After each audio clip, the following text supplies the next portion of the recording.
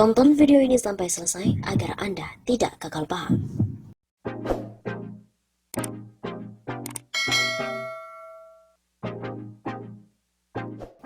Pilpres 2019 masih saja menyisakan banyak sekali misteri. 2,3 juta data KPU diduga bocor dan dijual di forum hacker. Data 2,3 juta warga dan pemilih Indonesia diduga bocor di forum hacker. Hal ini diungkap oleh akun @underthebridge yang sebelumnya mengungkap soal penjualan data 91 juta pengguna Tokopedia. Penjualan data mengaku mendapatkan data ini secara resmi dari Komisi Pemilihan Umum atau KPU. Data tersebut dijual dalam bentuk PDF. Sangat berguna bagi mereka yang ingin membuat nomor ponsel di Indonesia. Anda butuh nomor NIK dan KK untuk melakukan registrasi, atau digunakan untuk menambah data nomor telepon dari Indonesia. Jelas, penjual data ini di forum hacker tersebut. Dari bocoran data yang diungkap oleh akun ini, sebagian besar pemilih berasal dari Yogyakarta. Bocoran data yang dijual berisikan nama, alamat, nomor induk kependudukan atau NIK, dan kartu keluarga atau KK, serta data-data lainnya. Dalam contoh data yang disajikan, tampak data yang dijual adalah data KPU tahun 2014, lengkap dengan logo KPU dan pada bagian kop suratnya. Peretas juga menampilkan folder-folder yang berisikan data pemilih dari sejumlah daerah di Yogyakarta. Dalam tulisan yang sama, Peretas menjanjikan untuk menjual data 200 juta data pengguna Indonesia. Ini berarti nyaris seluruh data warga Indonesia bakalan diperjualbelikan.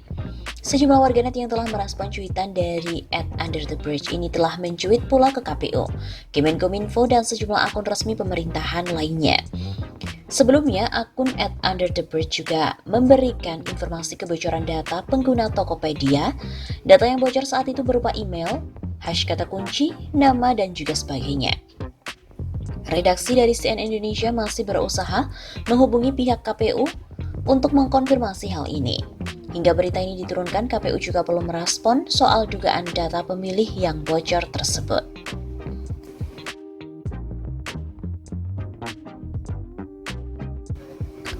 Lalu apa kata KPU tentang data yang bocor ini? Sejumlah data penduduk Indonesia diduga telah bocor beredar viral di media sosial, dan data ini terkait dengan DPT atau data pemilih tetap yang dimiliki oleh KPU. Informasi bocornya jutaan data ini dicuitkan oleh akun Twitter @underthebridge yang dilihat dari redaksi pada hari Jumat 22 Mei. Dituliskan bahwa pelaku akan menampilkan 2,3 juta data kependudukan Indonesia dan pemilihan umum. Postingan tersebut juga disertai dengan foto berisikan 3 tangkapan layar. Gambar pertama yaitu tangkapan layar di sebuah forum di dark web, tangkapan DPT KPU, dan tangkapan layar yang berisikan folder nama-nama kota di Jawa Tengah. Aktor membocorkan informasi tentang 2.300.000 warga Indonesia, data termasuk nama, alamat, nomor ID, tanggal lahir, dan banyak lagi. Tulis akun tersebut. Menanggapi hal itu, Komisioner KPU Firian Aziz mengatakan saat ini pihaknya tengah melakukan penelusuran terkait informasi tersebut. Selain itu, menurut KPU, mereka juga tengah melakukan pengecekan kondisi server data. KPU RI sudah bekerja sejak tadi malam menelusuri berita tersebut lebih lanjut, melakukan cek kondisi internal, server data, dan berkoordinasi dengan pihak-pihak terkait. Begitu kata Firian saat dihubungi pada hari Jumat 22 Mei. Dia menyebutkan data yang beredar merupakan DPT Pemilu 2014 dengan metadata 15 November 2013. Menurut Firian, DPT merupakan data yang bersifat terbuka dan dapat diakses oleh semua orang. Data tersebut adalah soft file DPT Pemilu 2014. PIK ini berdasarkan metadatanya tanggal 15 November 2013. Soft file data KPU tersebut, format .pdf, dikeluarkan sesuai regulasi dan untuk memenuhi kebutuhan publik bersifat terbuka. Begitu kata Firian. Firian juga mengatakan karena sifat keterbukaan pada saat Pilpres, maka DPT bisa di-download per TPS. Namun data tersebut tidak seluruhnya dibuka. Jadi pada waktu tahun 2014 kita bisa download per TPS, tapi data pemilih yang di-download itu data pemilih yang bersifat terbuka. Namun elemen data pribadi tetap terlindungi, jadi sangat berbeda. Data seperti NIK dan NKK-nya kan ditampilkan tidak secara utuh. Bisa dilihat tampilan DPT buat apa? Untuk mengetahui data dirinya, kan 2014 orang bisa melihat tampilan itu. Begitu katanya. Firian juga menyebut, jumlah DPT pada tahun 2014 tidak mencapai 200 juta, melainkan sebanyak 190 juta. Jumlah DPT Pilpres 2014 tidak sampai 200 juta, melainkan hanya 190 juta. Begitu tutupnya.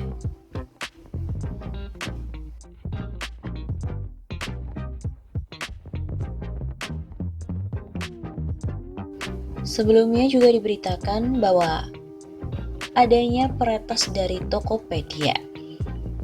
Peretas Tokopedia Shiny Hunters kembali beraksi. Kali ini peretas yang sebelumnya menjual 90 juta data pengguna e-commerce ini berhasil membobol data pengguna Bineka dan menjual total 73 juta data pengguna dari berbagai situs lain di dark web. Berdasarkan laporan, kelompok peretas Shiny Hunters ini kembali menjual data milik 10 perusahaan ke dark web. Seluruh data itu dijual sebesar 18.000 US dollar dengan setiap basis data dijual terpisah. Total terdapat 73,2 juta data pengguna yang berasal dari 10 perusahaan teknologi. Salah satu data yang dijual dari layanan e-commerce Bineka. Sebelumnya, peretas ini menjual data pengguna Tokopedia di Reddit Forums dengan nama pengguna Wai Sodeng. Awalnya, ia membocorkan 15 juta data pengguna Tokopedia. Namun kemudian kelompok itu menempatkan seluruh database Tokopedia sebanyak 91 juta data pengguna ke dark web dengan nama akun Shiny Hunters dan dijual seharga 5.000 US dollar.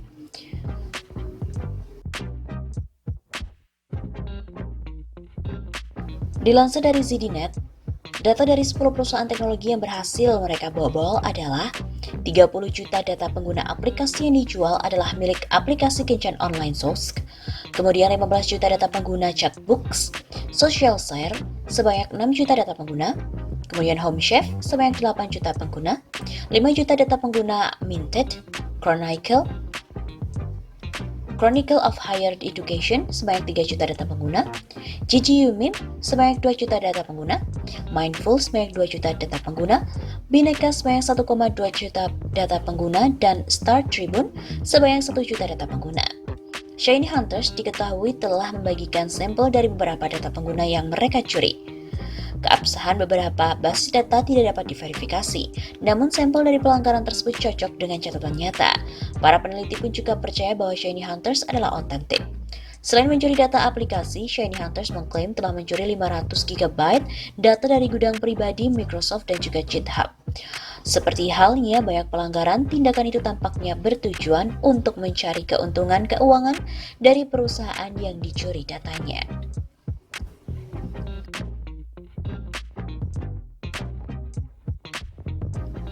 Badan Cyber dan Sandi Negara mengomentari kebocoran data yang dialami oleh e-commerce dan Tokopedia serta Bineka. BSSN mengatakan tidak ada sistem proteksi yang aman sepenuhnya dari serangan peretas. Oleh karena itu, Direktur Proteksi Ekonomi Digital BSSN, Anton Setiawan, mengatakan sektor e-commerce merupakan ekonomi digital keseluruhan harus berkolaborasi dengan pemerintah. Harus berkolaborasi antara sektor ekonomi digital dengan pemerintah. Platform dalam mengembangkan sistem dan mengelola bisnis mereka juga harus mengikuti dan mematuhi standar serta aturan yang ditetapkan oleh pemerintah. Dalam menangani insiden cyber bisa saling bekerja sama atas dasar kepercayaan, ujar Anton. Anton juga menjelaskan tingkat keamanan cyber dari masing-masing sistem informasi yang digunakan oleh platform tentu berbeda-beda. Kerentanan tersebut bisa dipetakan melalui vulnerability assessment atau penilaian kerentanan. Anton mengatakan pemerintah berperan untuk menyediakan panduan dan standar dalam membangun sistem keamanan cyber untuk menjaga data warga Indonesia. Peran pemerintah adalah menyediakan panduan dan standar, menentukan regulasi, membimbing para platform untuk membangun kekuatan cyber pada sistem informasi dan melakukan pengawasan. Dihubungi terpisah Deputi Bidang Proteksi Infrastruktur Informasi Kritikal Nasional BSSN Agung Nugraha senada dengan Anton. Agung juga mengatakan perusahaan harus berkolaborasi dengan pemerintah agar tak mengamankan data sendiri, karena tidak ada satu entitas yang bisa mengamankan dirinya secara tunggal.